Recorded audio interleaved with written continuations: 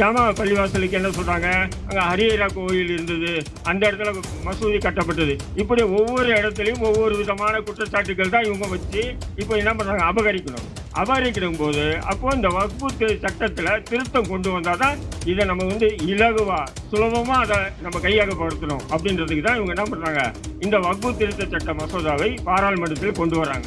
ஆனால் இந்த திமுகவுக்கு துணை போகக்கூடிய ஓபிசிகளில் இஸ்லாமிய சகோதரர்களுக்கு கொஞ்சமாட்டு இதெல்லாம் உணர்வாங்க. எப்படா எவ்வளவு பெரிய சொத்தை ஆட்டையை போட்டு வச்சுட்டு இருக்கான், இவன் முதல்ல இந்த சொத்தை வக்ஃபோடு கிட்ட அந்த இஸ்லாமிய அப்பாவி ஏழை மக்களுக்காக ஒப்படைக்கட்டும், அதுக்கு பிறகு இவன் இந்த உரிமையை பற்றி பேசட்டும்.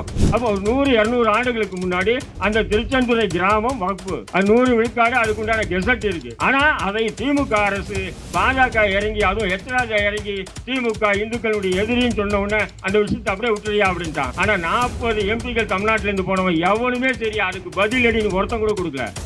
அது வக்ஃபோடு இறந்தாயா, நீ சொல்றதுதாயா பொய் அப்படின்னு சொல்லி அங்க பதிலடி கொடுக்கக்கூடிய அளவுக்கு அவங்களுக்கு நாலேஜ் இல்லையா, இல்ல பிஜேபி கண்ட பயமான்றது தெரியல. அப்ப என்ன ஆகுது, ஊடகங்கள்லயும் சரி பொதுமக்கள் மத்தியிலும் சரி வக்ஃபோடு சொத்தை முஸ்லீம்கள் ஈஸியா ஆட்ட போட்டுருவான். ஒருத்தன் அன்னைக்கு வீடியோ பேசலாம், பார்த்தா எனக்கு வெற்றியா இருக்கு. எப்படின்னு சொன்னா, 1 ஏக்கர் இடங்க இருந்து அதில் ஒரு 2 சென்ட் இடம் ஒரு பாய்க்கு நான் வித்துட்டுனா, அந்த பாய் 2 சென்ட் இடத்த வக்ஃபோடு கொடுத்துட்டா ஒட்டுமொத்த 1 ஏக்கர் இடமோ அந்த வக்ஃபோடுக்கு போயிடுங்கன்றான். அடா பாவி, அப்படியாடா அபகரித்து வைக்கப்பட்ட இடம்? இஸ்லாமியருடைய சொத்துக்கள் தான் நீங்க அபகரித்து வச்சிருக்கீங்க. எப்படின்னா இந்துக்களுக்கு எப்படி முன்னாடி சுடுகாடு இருந்தால் அவசகுரமாக பார்ப்பாங்க. அப்போ அது தர்கா என்பது சுடுகாடு தானே, அடக்கஸ்தலம் தானே. அது அதனால என்ன பண்ணுறாங்க, இதை காலி பண்ணணும், இடிக்கணும்னு சொல்லிட்டு என்னென்ன முயற்சி பண்ணி பார்த்தாங்க. கடந்த அதிமுக ஆட்சியில் என்னென்ன முயற்சி பண்ணி பார்த்தாங்க, ஆனால் முடியல. திமுக ஆட்சிக்கு வந்தோடனே சாட்சியாத்து யாரும் இல்லை, தமுமுகவினுடைய எம்எல்ஏ இருக்கக்கூடிய அப்துல் சமது இன்னும் சில பேர் போய் உட்காந்து நேரு கூப்பிட்டு வச்சு உட்கார வச்சு பேசி ஒரு பெருந்தொகை கைமாறுது. அதன் பிறகு என்ன பண்ணுறாங்க, அந்த இடத்தை இரவோடு இரவா புல்டோசர் வச்சு இடிச்சிட்டாங்க. இங்கே வரத்துக்கு முன்னாடி எல்லாருமே சொன்னாங்க, நீங்கள் போய் உண்மையிலேயே மத்திய அரசை தாக்கி பேச போகிறீங்களா அல்லது மாநில திமுக அரசை தாக்கி போகிறீங்களா? எதிரியை நெஞ்சிலே குத்தும் போது துரோகியை தலையிலே தட்ட வேண்டியது கடமையாக இருக்கு இல்லைங்களா? வக்ஃபு திருத்த சட்டம், இந்த வக்ஃபு என்றது என்னன்னு சொன்னீங்கன்னா, எல்லாருமே விளக்கங்கள் சொன்னாங்க. அது இலகுவாக சொல்லணும்னு சொன்னால், ஒரு காலத்தில் இப்போ யாரும் தன்னுடைய சொத்துக்களை வக்ஃபு பண்ணுறது இல்லை. இப்போது சமீபமாக ஒரு 20, 25, ஒரு 50 வருஷமாகவும் யாருமே வக்ஃபு பண்ணுறது இல்லை. ஏன்னா இப்போ 100 ஏக்கர் இருந்துன்னா 200 ஏக்கர் ஆக்கிறதுக்கு உண்டான வழியை தான் பார்க்குறானே தவிர, அது தானமாக பள்ளிவாசலுக்கோ இல்லை மதரசாவுக்கோ கொடுக்கணுன்ற எண்ணம் எவனுக்கே இல்லை. இந்த வக்ஃபு சொத்துக்கள் பார்த்தீங்கன்னு சொன்னால், இப்போது நான் என்னுடைய தாத்தாவுக்கு அல்லது அப்பாவோ அல்லது முப்பாட்டன் யாரோ ஒருத்தர் ஒரு சொத்தை வக்ஃபு பண்ணுறாரு. அது எதை அடிப்படையில் வக்ஃபு பண்ணுறாருன்னு சொன்னீங்கன்னா, ஒரு பள்ளிவாசல், ஒரு மதர்சா அல்லது ஒரு தர்கா, இதை மேற்பார்வை பார்ப்பதற்காகவும் அதை பராமரிப்பு செலவுகளுக்காகவும் என்ன பண்ணுவாங்கன்னா, அப்போ சொத்துக்களை பராமரிப்பு செய்வோம், அதாவது வக்ஃபு பண்ணுவாங்க. இந்த பள்ளிவாசலை பராமரிப்பு செய்யணும், இந்த மதரசாக்களை பராமரிப்பு செய்யணும் அல்லது இந்த தர்காக்களை பராமரிப்பு செய்யணும் அப்படின்னு சொல்லிட்டு அந்த சொத்துக்களை வக்ஃபு பண்ணுவாங்க.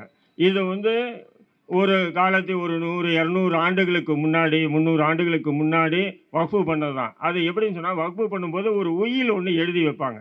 என்னன்னா, இந்த சொத்தை இந்த பராமரிப்பு பணிகளுக்காக நான் வக்ஃபு பண்ணுறேன், இதில் வரக்கூடிய இந்த தொகையில் ஏழை வறுமையில் வாழக்கூடிய மக்கள் அனைவரும் பயன்பெற அளவுக்கு இந்த சொத்தை நான் வக்ஃபு பண்ணுறேன் அப்படின்னு உயில் எழுதி வச்சுட்டு, இதுக்கு தலைவராக நான் உயிரோடு இருக்கும்போது நான் இருக்கேன், எனக்கு பிறகு என்னுடைய மகன், அவன் மகனுக்கு பிறகு அவனுடைய மகன், அப்படி அந்த வாரிசு. எப்படின்னா, அந்த இரத்த பந்த உறவுல தான் அந்த வாரிசு.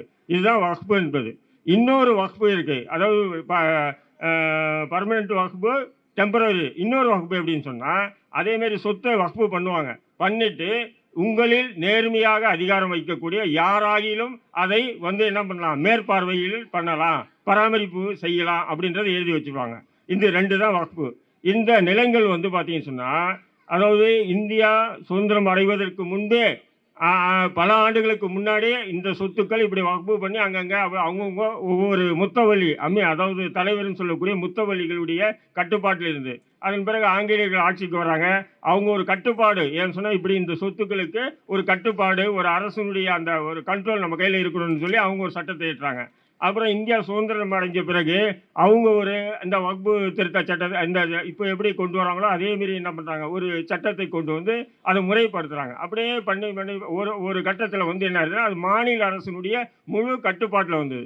எப்படி ஒரு அறநிலைத்துறை கோயில் சொத்துக்களை எல்லாம் மேற்பார்வை பார்க்கறதுக்கும் பராமரிப்பு செய்வதற்காகவும் எப்படி அறநிலைத்துறை இருக்கோ அதேமாரி இஸ்லாமியர்களுடைய இந்த வக்ஃபு சொத்துக்களை பராமரிப்பு செய்வதற்காக வக்ஃப் போர்டு இந்த வருமானம் வருது பார்த்தீங்களா, அந்த முத்தவள்ளி தலைவராக இருக்கிறவர் அந்த இடத்துலேருந்து வரக்கூடிய வருமானத்தில் அந்த பள்ளிவாசல் தர்கா மற்றும் மதரசாக்கள் இல்லது வேற அந்த பராமரிப்பு செலவு போக 7% வக்ஃப் போர்டு கொடுக்கணும். இதுதான் முறை.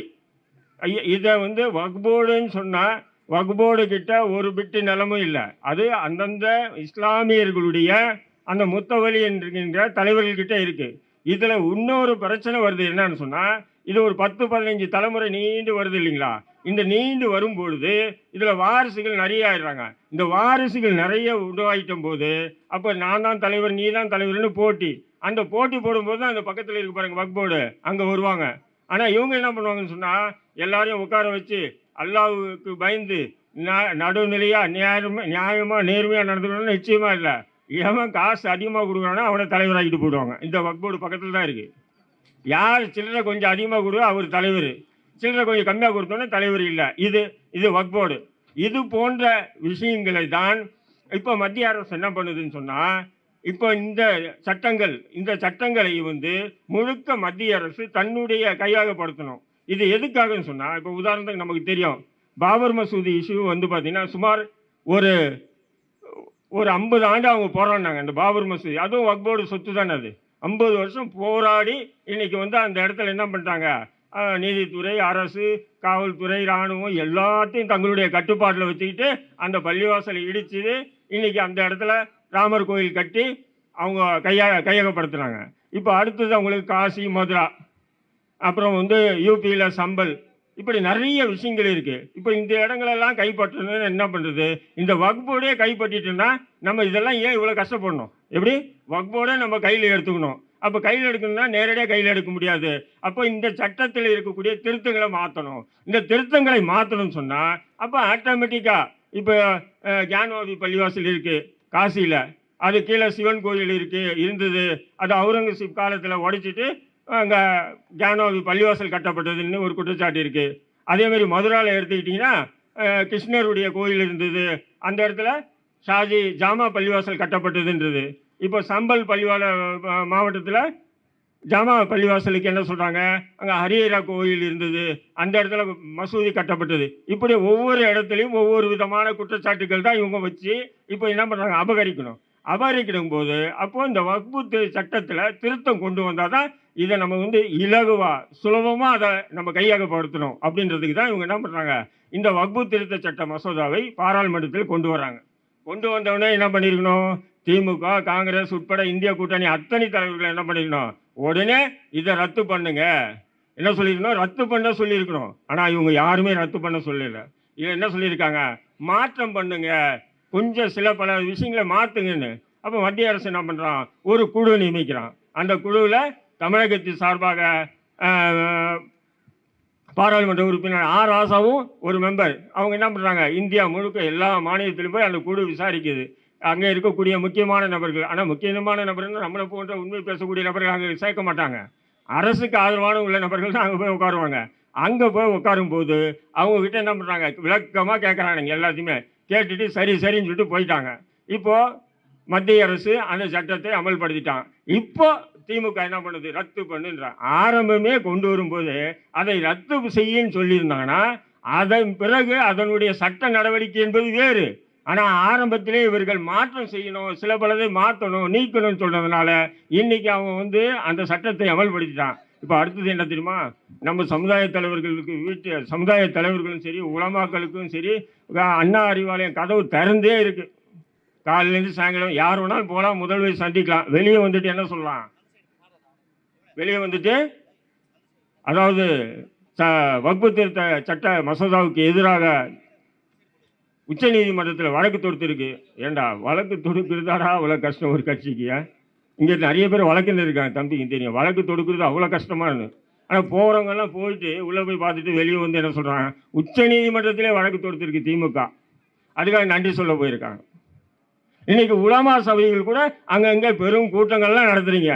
ஏண்டா உண்மையிலே அண்ணன் சீமானை அழைத்து தாண்டா நீ கூட்டமே போடணும்.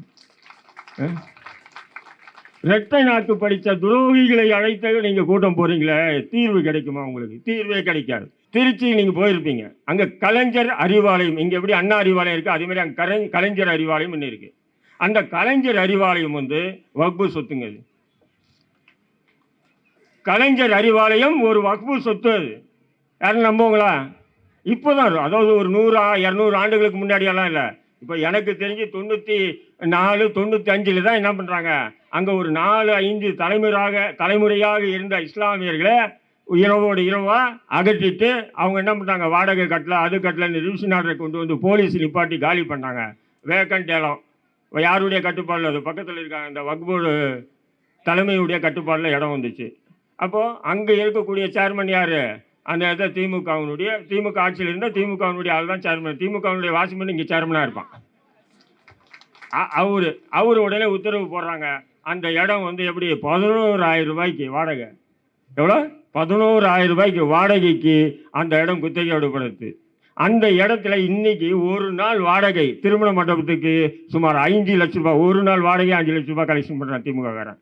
இன்னொன்று என்னன்னா, முஸ்லீம்களுக்கு இல்லை, முஸ்லீம்களுக்கு இல்லைன்னு போர்டு இல்லை, அசைவ உணவாளர்களுக்கு அனுமதி இல்லை. எப்படி? அசைவ உணவாளருக்கு அனுமதி இல்லை. ஆனால் இந்த திமுகவுக்கு துணை போகக்கூடிய ஓபிஎஸ்களின் இஸ்லாமிய சகோதரர்களுக்கு கொஞ்சமாச்சும் இருந்தனா இதெல்லாம் உணர்வாங்க. எப்படா எவ்வளோ பெரிய சொத்தை ஆட்டையை போட்டு வச்சுட்டு இருக்கான் இவன், முதல்ல வந்து இந்த சொத்தை வக்போர்டு கிட்ட அந்த இஸ்லாமிய அப்பாவி ஏழை மக்களுக்காக ஒப்படைக்கிட்டோம், அதுக்கு பிறகு இவன் இந்த உரிமையை பற்றி பேசட்டும் அப்படின்னு சொன்னால் அதில் நியாயம். இப்போ சகோதரி பேசும்போது கூட சொன்னா, திருச்சி பக்கத்தில் திருச்செந்துறை விஷயம். திருச்செந்துறை அது வக்போர்டு இடம்தான். என்னன்னு சொன்னீங்கன்னா, அந்த இது எப்படின்னு சொன்னால், அதை திருச்செந்துறை கிராமம்னு இருக்கான். கிராமம்னு அவ்வளோ பெரிய கிராமம் வக்பு. அது ஒரு காலத்தில் இப்போ ஒரு நீங்கள் ஒரு 150 வருஷத்துக்கு முன்னாடி சென்னைன்னு சொன்னால் மவுண்ட் ரோடு மட்டும்தான் சென்னை. இன்றைக்கி சென்னைன்னு சொன்னால் நீங்கள் என்ன ஆகுது, திண்டிவனம் வரையிலும் சென்னைன்னு போகுது, இருக்கா இல்லையா? அப்போ ஒரு 100-200 ஆண்டுகளுக்கு முன்னாடி அந்த திருச்செந்துறை கிராமம் வக்பு. அது 100 விழுக்காடு அதுக்குண்டான கெசட் இருக்குது, வக்னாமா இருக்குது. ஆனால் அதை திமுக அரசு, பாஜக இறங்கி, அதுவும் ஹெச்ராஜா இறங்கி திமுக இந்துக்களுடைய எதிரின்னு சொன்ன உடனே அந்த விஷயத்தை அப்படியே விட்டுறியா அப்படின்ட்டான். இன்னைக்கு ஒரு அமைச்சர் பேசுகிறான், 4 பாராளுமன்ற உறுப்பினர்கள் பாராளுமன்றத்தில் பேசுகிறான். ஆனால் 40 எம்பிக்கள் தமிழ்நாட்டிலேருந்து போனவன் எவனுமே சரி அதுக்கு பதிலடின்னு ஒருத்தன் கூட கொடுக்கல. அது வக்போடு இடந்தாயா, நீ சொல்றது தான் பொய் அப்படின்னு சொல்லி அங்கே பதிலடி கொடுக்கக்கூடிய அளவுக்கு அவங்களுக்கு நாலேஜ் இல்லையா, இல்லை பிஜேபி கண்ட பயமான்றது தெரியல. பதில் சொல்லி இருக்கணுமா இல்லையா? அந்த வக்போர்டு பக்கத்தில் தான் இருக்கு. அந்த வக்னாமா அவனுடைய அந்த கெசட்டை எடுத்துட்டு போய் மூஞ்சிலே காரி வீசி எரிஞ்சிருக்கணுமா இல்லையா? இன்னைக்கு நேற்று பதிவு செய்யப்பட்டதில்ல, சுமார் 250 ஆண்டுகளுக்கு முன்னாடி அந்த இடம் வக்பு இடம். ஆனாலும் முஸ்லீம் அல்லாதவர்கள் இருக்கிறாங்க, அது வாடகை வசூல் இருக்காமல் அப்படியே இருந்தது. அதே நேரத்தில் விற்க வேண்டும், வாங்க வேண்டும் என்றால் அது என்ஓசி வக்போர்டில் வாங்க வேண்டும் என்ற விஷயத்தை பாராளுமன்றத்தில் இதுவரையிலும் எந்த பாராளுமன்ற உறுப்பினரும் சொல்லிங்க. அப்போ என்ன ஆகுது, ஊடகங்கள்லையும் சரி பொதுமக்கள் மத்தியிலும் சரி வக்போர்டு சொத்தை வந்து முஸ்லீம்கள் ஈஸியாக ஆட்டை போட்டுருவான். ஒருத்தர் அன்னைக்கு வீடியோ பேசலாம், பார்த்தா எனக்கு வெக்கையாக இருக்குது. எப்படின்னு சொன்னால், 1 ஏக்கர் இடங்க இருந்து அதில் ஒரு 2 சென்ட் இடம் வந்து ஒரு பாய்க்கு நான் வித்துட்டேன்னா, அந்த பாய் 2 சென்ட் இடத்த வக்போர்டு கொடுத்துட்டா ஒட்டுமொத்த 1 ஏக்கர் இடமும் அந்த வக்போர்டுக்கு போயிடுங்கன்றான். அடா பாவி, அப்படியாடா அபகரித்து வைக்கப்பட்ட இடம்? இஸ்லாமியருடைய சொத்துக்கள் தான் நீங்க அபகரித்து வச்சிருக்கீங்க. அப்போ மத்திய அரசு இஸ்லாமியர்களுக்கு எதிராக இந்த சட்டத்தை கொண்டு வந்திருக்கின்றது. அதே நேரத்தில் திமுக என்ன பண்ணுது, முஸ்லீம்களுக்கு ஆதரவு என்று கரம் நீட்டுவதாக நினைத்து ஆனால் முஸ்லீம்களுக்கு துரோகம் செஞ்சுட்டு இருக்கு. இதே திருச்சியில் அனார்பாக் தர்கான்னு சொல்லி, திருச்சிக்காரங்க நிறைய பேர் இருப்பீங்க, அனார்பாக் தர்கான்னு சொல்லி 350 ஆண்டுகளுக்கு பழமையான தர்கா. அந்த தர்காவை என்ன பண்ணுறாங்க, அந்த தர்காவுக்கு பின்னாடி உள்ள இடம், அந்த பின்னாடி உள்ள இடம் முன்னாள் காங்கிரஸ் எம்பி அடைக்கல் ராஜுக்கு சொந்தமான இடமா. எப்படின்னா, இந்துக்களுக்கு வந்து எப்படி முன்னாடி வந்து சுடுகாடு இருந்தால் அவசகுடமாக பார்ப்பாங்க, அப்போ அது தர்கா என்பது சுடுகாடு தானே, அடக்கஸ்தலம் தானே அது. அதனால் என்ன பண்ணுறாங்க, இதை காலி பண்ணணும், இடிக்கணும்னு சொல்லிட்டு என்னென்னோ முயற்சி பண்ணி பார்த்தாங்க. கடந்த அதிமுக ஆட்சியில் என்னென்னோ முயற்சி பண்ணி பார்த்தாங்க, ஆனால் முடியல. திமுக ஆட்சிக்கு வந்தோடனே சாட்சியாத் யாரும் இல்லை, தமுமுகவினுடைய எம்எல்ஏ இருக்கக்கூடிய அப்துல் சமது, இன்னும் சில பேர் போய் உட்காந்து நேரு கூப்பிட்டு வச்சு உட்கார வச்சு பேசி ஒரு பெருந்தொகை கைமாறுது. அதன் பிறகு என்ன பண்ணுறாங்க, அந்த இடத்தை இரவோடு இரவா புல்டோசர் வச்சு இடிச்சிட்டாங்க. வக்ஃப் போர்டு போய் கேட்கணுமா இல்லையா? அப்போ வக்ஃப் போர்டு சேர்மன் யார்? யார்? நம்ம அப்துல் ரஹ்மான் இருந்தாப்புல. உண்மையான நேர்மையானவன் இருந்தானா, டேய் வக்ஃப் போர்டு அதுவும் 300 400 ஆண்டு பழமையான தர்காவை எப்படா இடிச்சுன்னு கேட்கணுமா இல்லையா? பொத்து ஏன்னு சொன்னால் தலைமை உத்தரவு. ஏன்னா அவருக்கு வக்ஃப் போர்டாக நியமிச்சது அவங்க தானே. அவர் எப்படி அந்த தலைமைக்கு எதிர்த்து பேச முடியும்? அப்போ அந்த தர்காவை இடிச்சிட்டாங்க. வழக்கு போட்டாங்களா? இல்லை. எவ்வளோ பெரிய அநியாயம்! 400 ஆண்டுகள். அப்போது இதே பிஜேபி அடித்தா மட்டும்தான் நான் இப்படி கூட்டம் போட்டு கடுமையாக தாக்கி பேசுவேன். ஆனால் திமுக அடித்தா நான் சைலண்ட் மூடில் போயிடுவேன்னு சொன்னால் அது சமுதாயத்தினுடைய தியாகம் இல்லை, அது சமுதாயத்தினுடைய துரோகம் என்பது இந்த இஸ்லாமிய சமூகம் உணர வேண்டும் என்று கூறி விடைபெறுகின்றேன். நன்றி.